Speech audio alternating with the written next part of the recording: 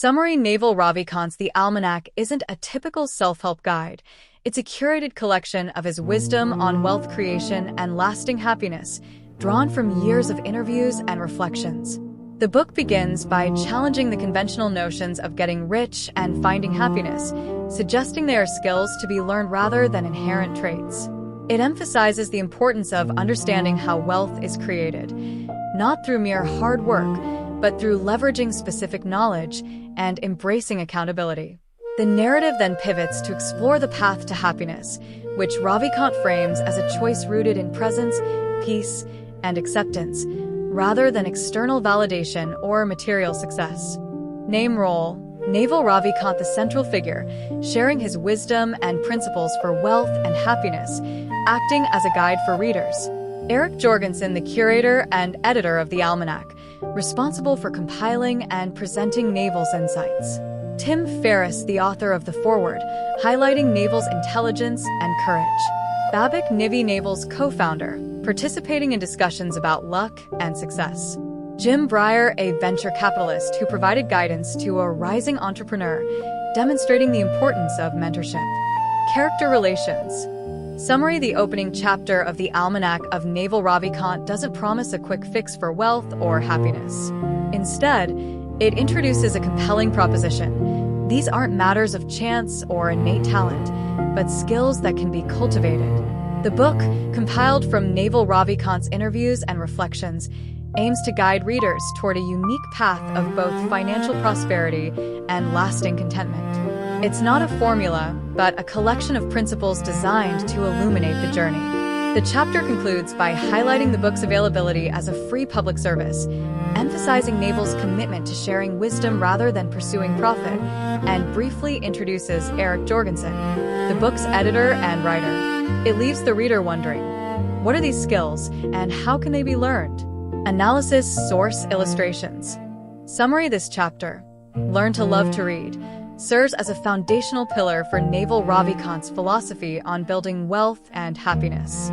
It's a simple yet profound directive: cultivate a love for reading. Ravikant argues that reading isn't merely about absorbing information. It's about expanding your knowledge base, sharpening your judgment, and ultimately, understanding the world more deeply.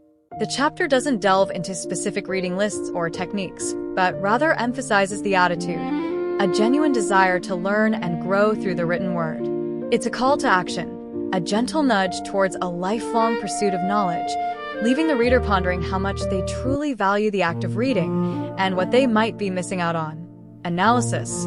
Summary: this section, Part 2, Happiness, serves as a roadmap to a life less burdened and more fulfilled. It's not a promise of constant joy, but a practical guide to cultivating a resilient and contented inner state. Naval Ravikant, through a series of concise chapters, dismantles common misconceptions about happiness, that it's tied to success, earned through achievement, or found in external validation. Instead, he proposes a path built on conscious choices, self-care, and a deep acceptance of the present moment. The structure itself, moving from learning happiness to saving yourself and culminating in philosophy, suggests a journey of self-discovery and inner transformation. The inclusion of a Naval's recommended reading section hints at the importance of continuous learning and the wisdom gleaned from others. The final chapter, Next on Naval, leaves the reader anticipating further insights and a continued exploration of these profound ideas. Analysis. Summary: this chapter isn't a story in the traditional sense, but rather a crucial disclaimer about the very nature of the Navalmanack itself. Imagine a diligent student meticulously piecing together a portrait of a brilliant thinker, Naval Ravikant, from scattered notes, tweets, and recordings. This is precisely what the author has done. However, the process is fraught with potential pitfalls. Transcripts are edited, sources are sometimes secondary, and context is easily lost. The reader is warned to approach the material with generosity and a critical eye, understanding that what they're reading is a carefully constructed interpretation, not a verbatim record. The chapter ends with an invitation to explore the book non-linearly, a choose-your-own-adventure format, encouraging individual discovery. Analysis.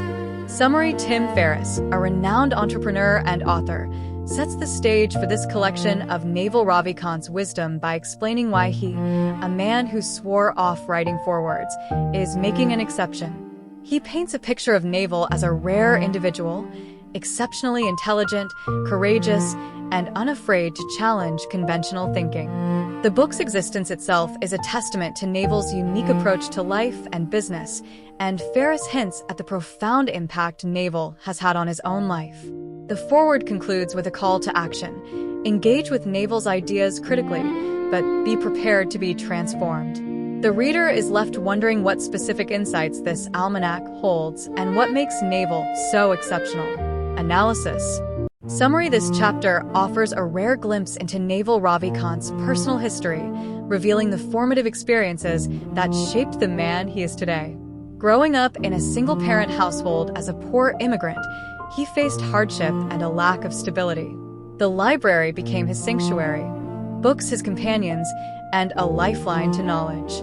A pivotal moment arrived when he passed the entrance exam for Stuyvesant High School, a lottery that propelled him towards an Ivy League education and ultimately a career in tech. The chapter concludes with a snapshot of his current life as an investor, advisor, and founder of AngelList, leaving us wondering how these early struggles ultimately contributed to his success and the wisdom he now imparts. Analysis. Summary: imagine a young person eager to understand the secrets of wealth creation. They're not looking for get-rich-quick schemes, but a genuine understanding of how money works. This chapter, short as it is, delivers a deceptively simple, yet profound, truth. Making money isn't a random event, it's a skill. It's not about luck or circumstance, but about acquiring a specific, learnable ability. The chapter ends abruptly, leaving the reader with a tantalizing question. What is this skill, and how do you acquire it? It's a promise of deeper insights to come, a challenge to move beyond superficial notions of wealth. Analysis: this single sentence, while concise, carries the weight of a paradigm shift. It dismantles the common misconception that wealth is a matter of chance or inherent talent. Instead, it reframes it as a craft, something that can be honed and mastered through deliberate practice. Summary: Naval Ravikant, in a moment of reflection, asserts his confidence in rebuilding his wealth even if starting from scratch.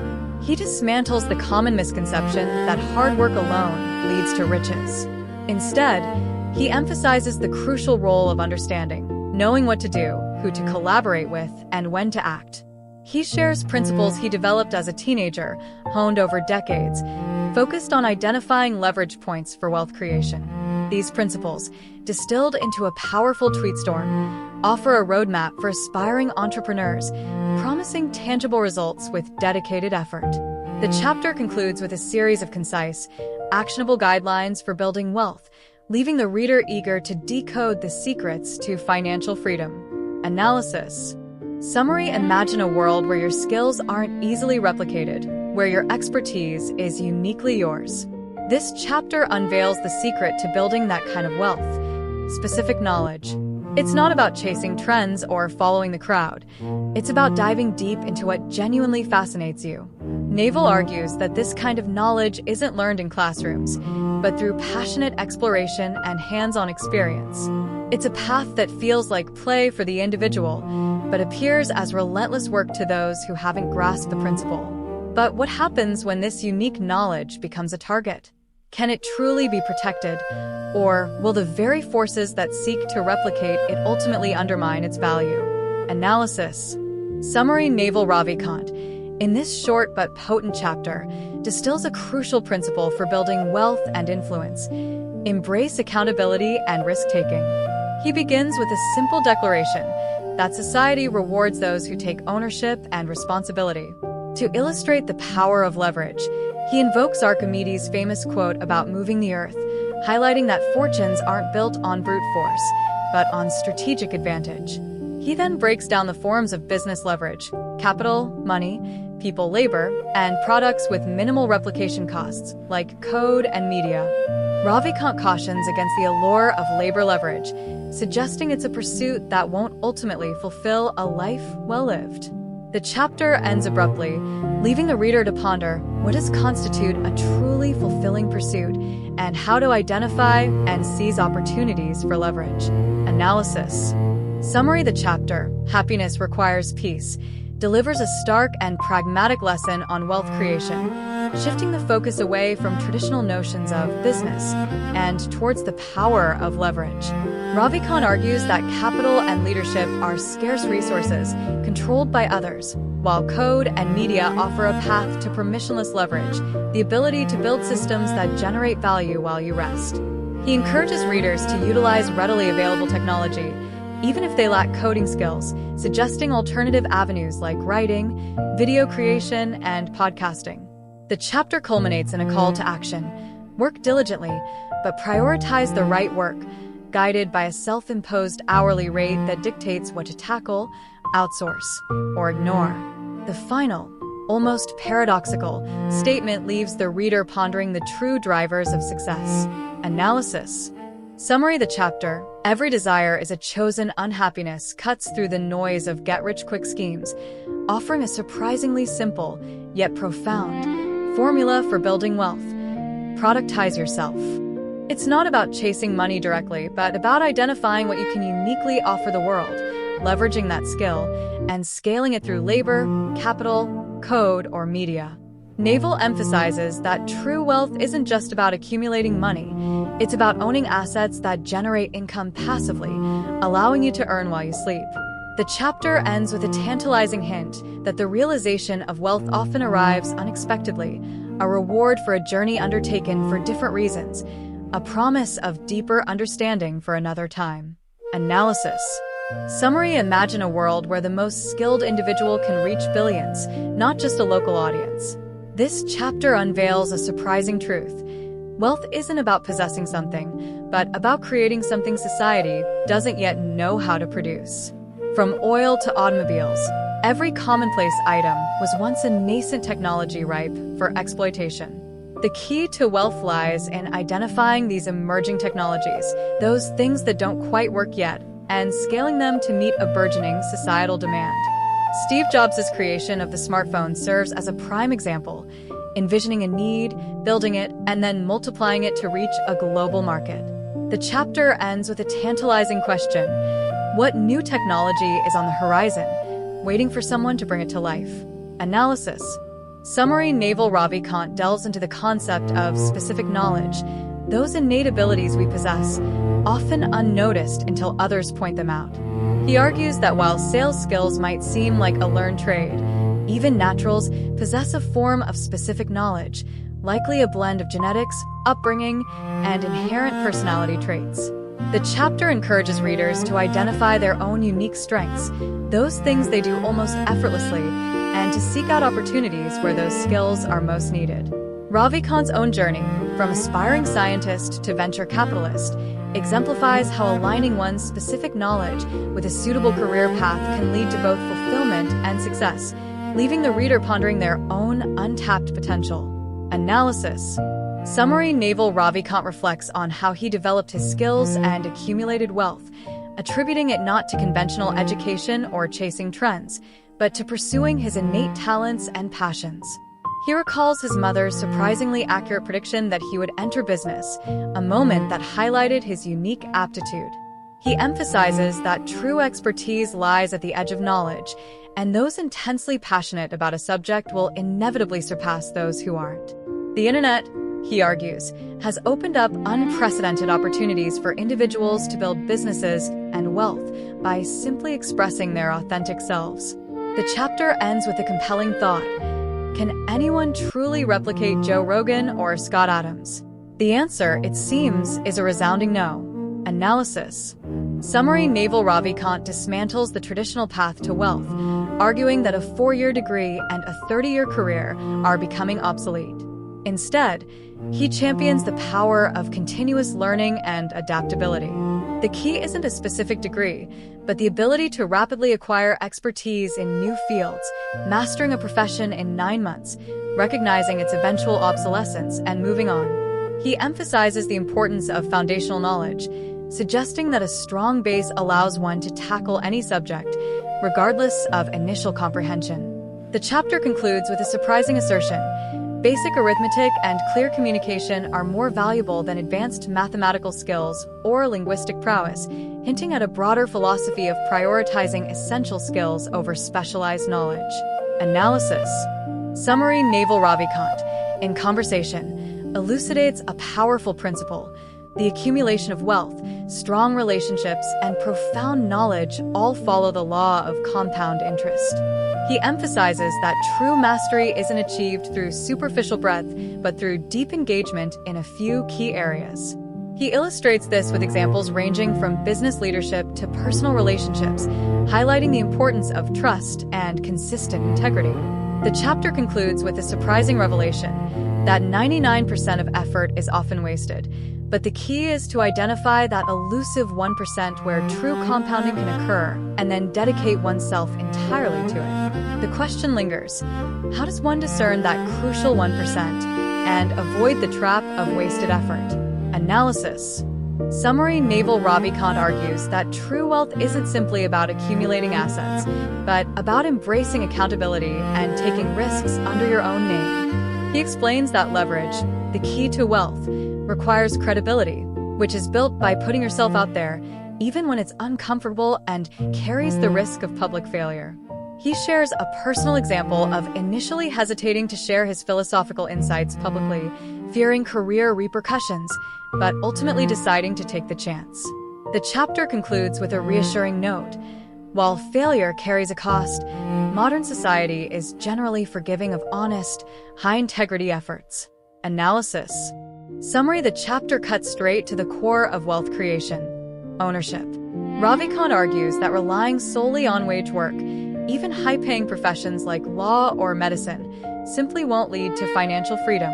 He contrasts the limitations of being paid for your time with the potential of owning equity in a business, where the business generates income even when you're not actively working. The chapter highlights a crucial turning point, recognizing that true wealth isn't built through labor alone, but through owning a piece of the pie.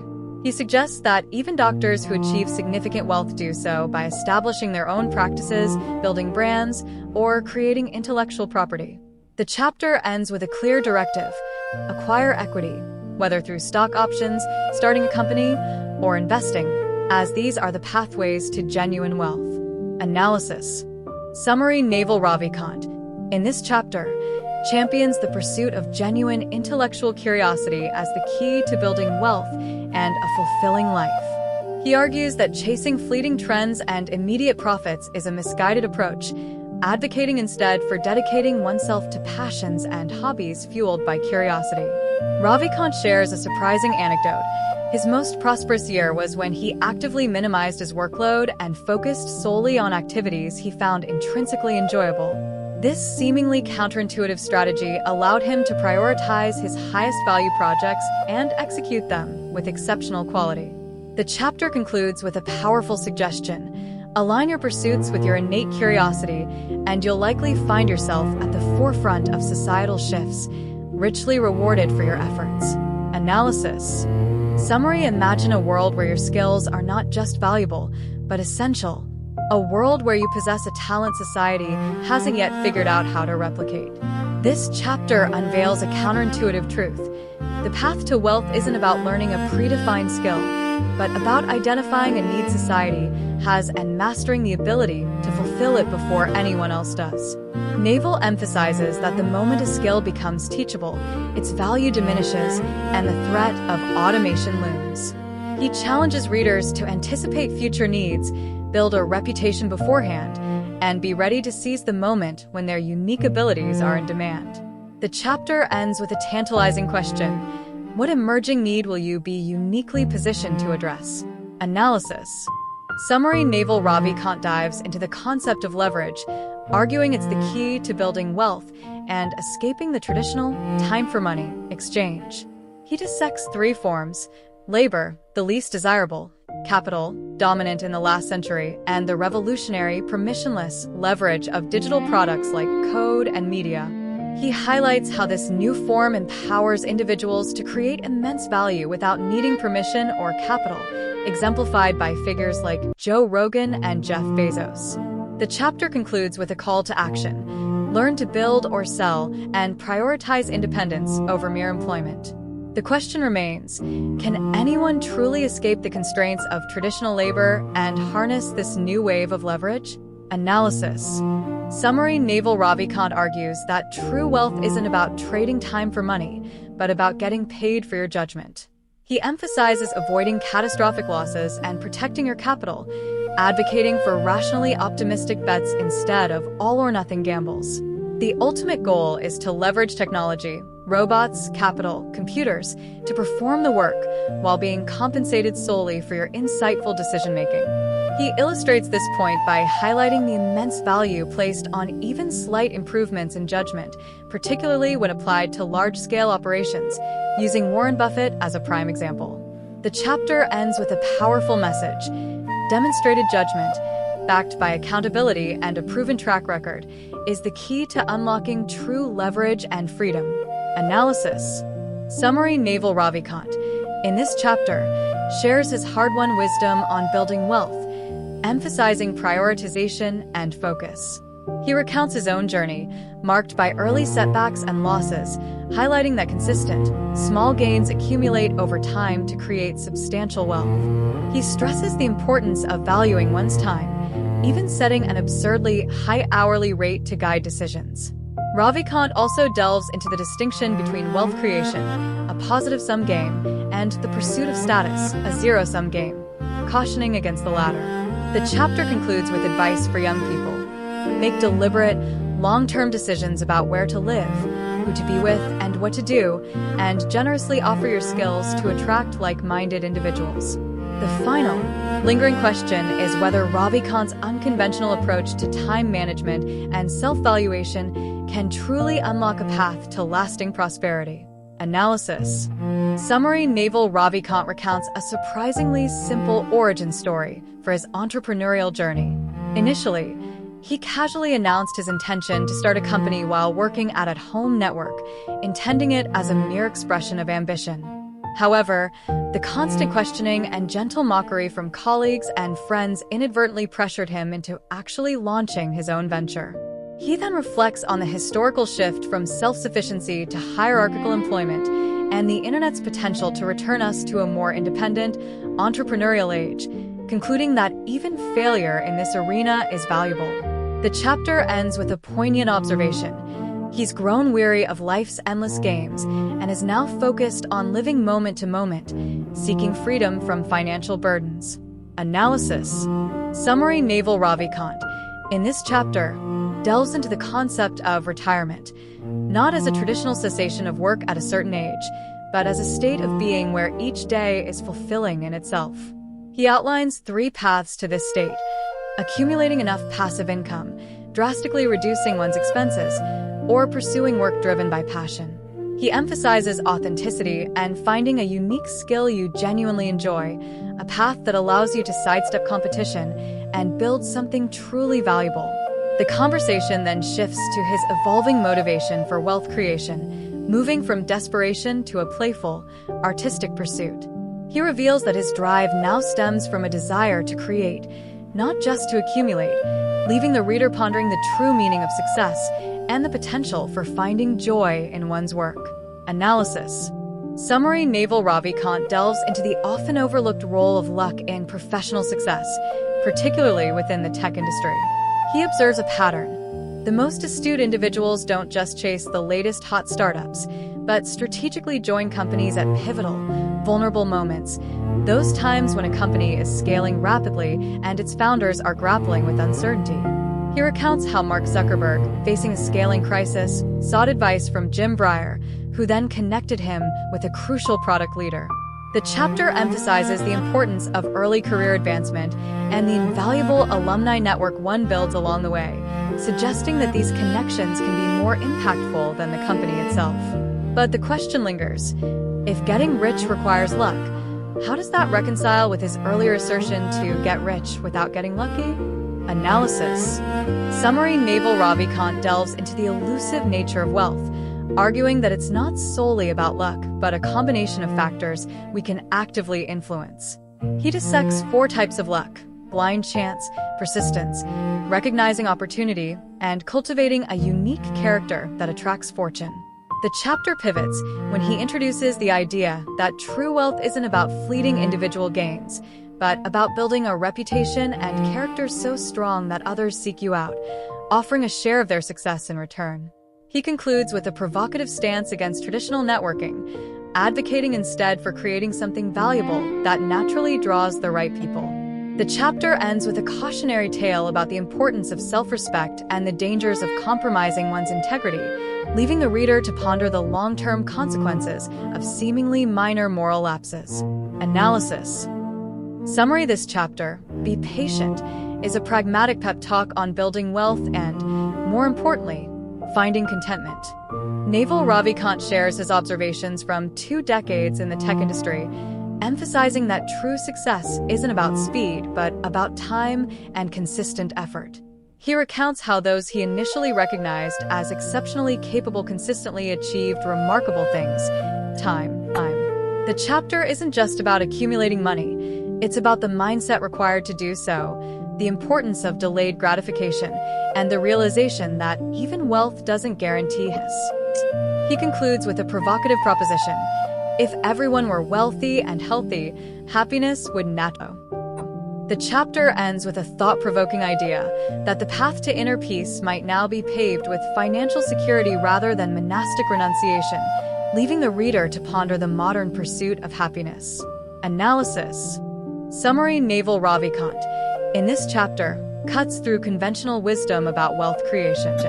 He dismisses the idea that relentless hard work is the key to riches, instead pointing to a more nuanced path: staying ahead of technological and artistic trends, mastering a valuable skill, and, crucially, cultivating judgment. He argues that true wealth isn't built by frugality, but by strategically investing time to generate income. The chapter culminates in a surprising assertion: judgment, the ability to foresee the long-term consequences of actions, is the most undervalued asset in the modern economy. But what constitutes a correct decision in this age of leverage, and how does one truly acquire this elusive judgment? That remains an intriguing question hanging in the air. Analysis. Summary: Naval Ravikant emphasizes that true judgment, the ability to make sound decisions, isn't born from mere intelligence or shortcuts. It demands dedicated effort and, crucially, choosing the right direction. He argues that the direction of your efforts outweighs the speed at which you pursue them.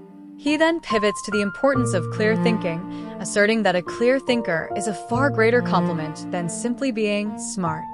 Ravikant illustrates his point with a compelling example: Richard Feynman's ability to explain complex mathematical concepts from the very basics, demonstrating that true understanding is built from the ground up.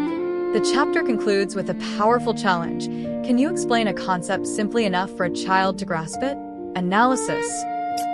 Summary: Naval Ravikant emphasizes the importance of clear thinking, rooted in a deep understanding of fundamental principles. He cautions against chasing complex concepts without grasping the underlying basics, warning that such knowledge is merely memorization. The chapter delves into the difficulty of confronting reality, highlighting how preconceived notions and emotional responses, monkey mind, obscure our judgment. A painful realization: the moment when we finally see things as they truly are, is presented not as a defeat, but as a crucial opportunity for growth and progress. The chapter ends with a poignant observation: when advising others facing hardship, the solution is obvious, yet obscured by the sufferer's own desires and pain. Analysis. Summary: Naval Ravikant shares a crucial insight: our desires often blind us to reality. He illustrates this with his own experiences in business, emphasizing the importance of public accountability to avoid self-deception when things go wrong. Beyond that, he champions the power of empty space and deliberate boredom, arguing that true innovation and sound judgment arise not from constant activity, but from periods of quiet reflection. He concludes by distinguishing genuine contrarians, those who think independently, from mere cynics and conformists, highlighting the rarity of optimistic contrarians.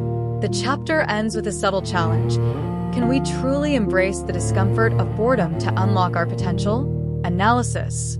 Summary: Naval Ravikant delves into the insidious nature of ego and identity, explaining how these constructs, formed in our early years, dictate our actions and limit our perception of reality. He argues that we spend our lives attempting to mold the external world to satisfy our ego, often blindly defending beliefs simply because they align with our self-defined identity. Ravikant advocates for a radical detachment from these ingrained habits and labels, urging readers to constantly question their beliefs and behaviors. He hints at a deeper truth accessible only by shedding these self-imposed limitations, leaving us wondering, what truths remain hidden behind the walls of our identities? Analysis. Summary: Naval Ravikant delves into the art of decision-making, framing it not as a skill but as a collection of virtues honed over time. He emphasizes the need to constantly redesign oneself, much like companies adapt to changing markets, and to shed the weight of preconceived notions and identities.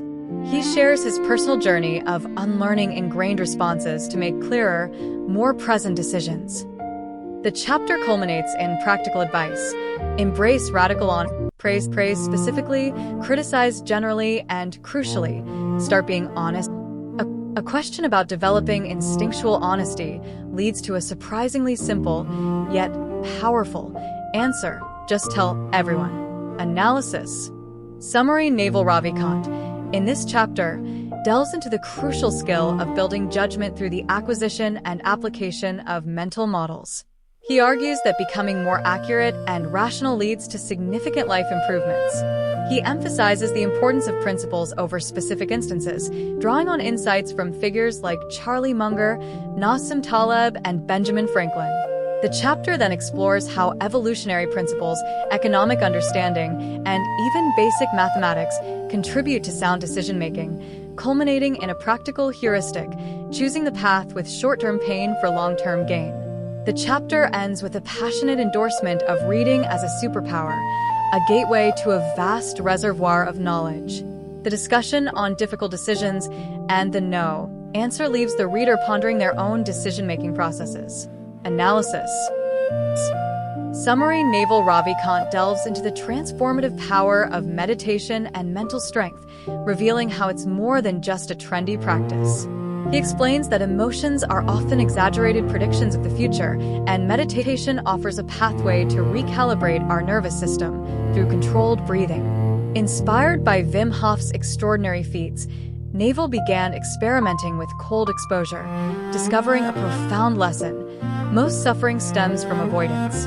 He introduces choiceless awareness, a meditation technique that encourages non-judgmental observation of thoughts and surroundings, ultimately leading to a state of gratitude and clarity. The chapter culminates in a compelling challenge: dedicating an hour each morning to simply doing nothing, a seemingly simple act that holds the key to unlocking inner peace and resolving deeply rooted anxieties. Analysis. Summary: the chapter, "The present is all we have," delivers a stark and beautiful truth. Only the present moment truly exists.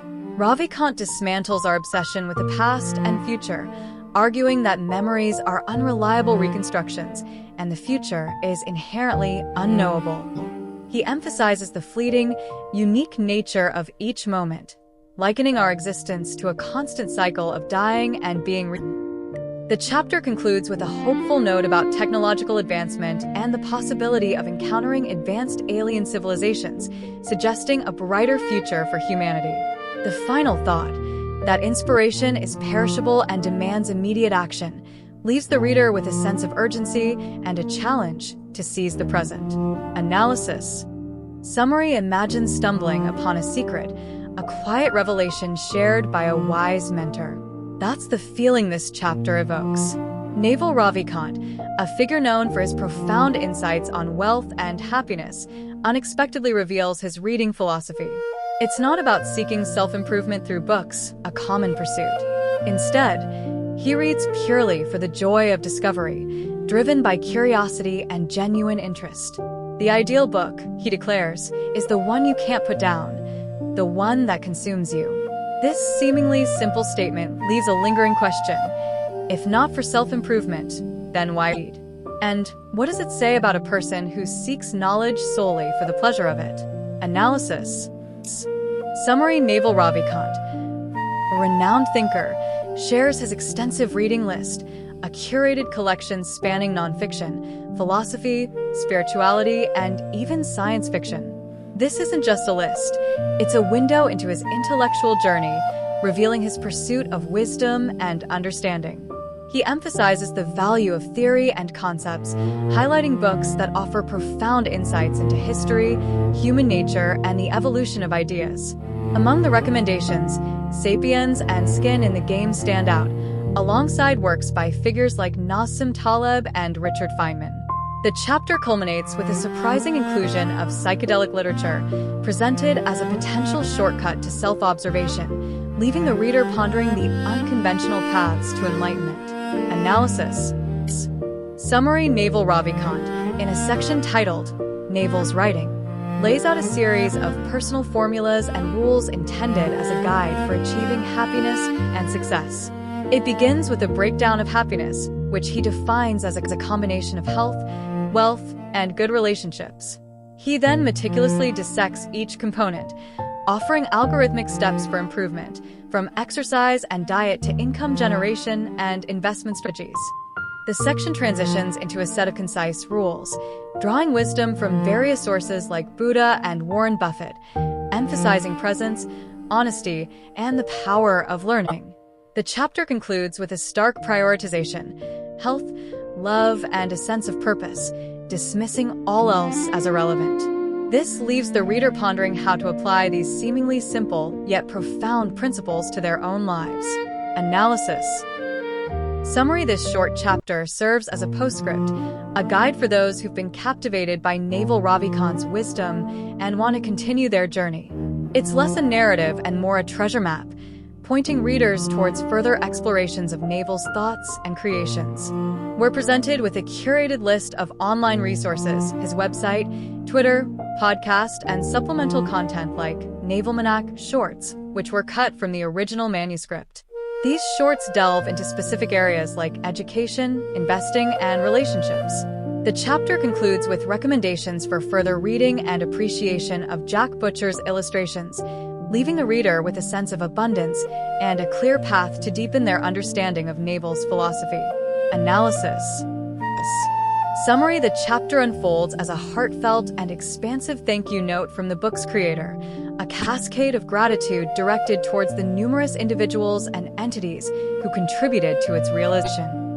Starting with a profound appreciation for Naval Ravikant's trust, the author meticulously acknowledges the support of mentors, collaborators, interviewers, illustrators, family, and a vast network of friends and early readers. The list feels almost endless, a testament to the collaborative spirit behind the project. The chapter concludes with a recognition of the inspirational works that paved the way for this book, leaving the reader with a sense of the immense effort and generosity that fueled its creation, and a quiet curiosity about the author's journey. Analysis. Summary: this chapter serves as a comprehensive bibliography, meticulously listing the sources that informed Naval Ravikant's philosophies and ventures. It's a fascinating glimpse into the intellectual ecosystem that shaped his thinking, spanning Periscope live streams, interviews with Tim Ferriss, articles on venture hacks, and insights from platforms like Killing Buddha and Meat Innovators. The list reveals a diverse range of influences, from early entrepreneurial struggles to his later involvement in cryptocurrency and equity crowdfunding. The sheer volume of resources underscores Ravikant's commitment to continuous learning and sharing, leaving the reader with a sense of the vast intellectual landscape he navigates and a curiosity to explore these sources themselves. Analysis. What are the two core themes of the Almanack of Naval Ravikant, and how does Naval connect them? The two core themes are wealth creation and lasting happiness. Naval argues that both are skills, not traits. They can be learned and cultivated. He connects them by emphasizing that true wealth, financial freedom, provides the foundation for happiness, but happiness itself is a choice rooted in pres.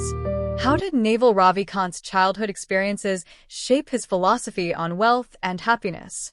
Naval grew up in a single-parent, immigrant household with limited financial resources. This early scarcity taught him that material wealth is not guaranteed, and that one must create it through skills and leverage. It also made him acutely aware of the illusion that money alone solves all problems. Explain the concepts of specific knowledge and leverage as used in the book. Why are they central to building wealth? Specific knowledge is a set of skills and insights that are unique to you, often innate interests you find deeply engaging. It cannot be easily taught or copied because it builds on your natural talents and curiosity. Leverage is the tool that amplifies your output without proportional extra effort. Some readers criticize Naval's statement, "Happiness is a choice," as ignoring clinical depression and systemic barriers. How does the book address or mitigate this criticism? The book acknowledges that happiness requires deliberate practice, not mere willpower. Naval frames it as a skill developed through habits like meditation, reading, and he emphasizes that happiness is a judgment of the present moment and that desires cause unhappiness, but he does not clay. Naval describes 4 types of luck.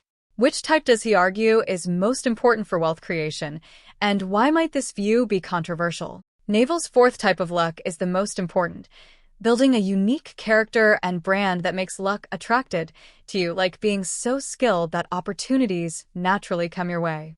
This combines preparation with exposure. The controversy is that this type downplays the role of pure random.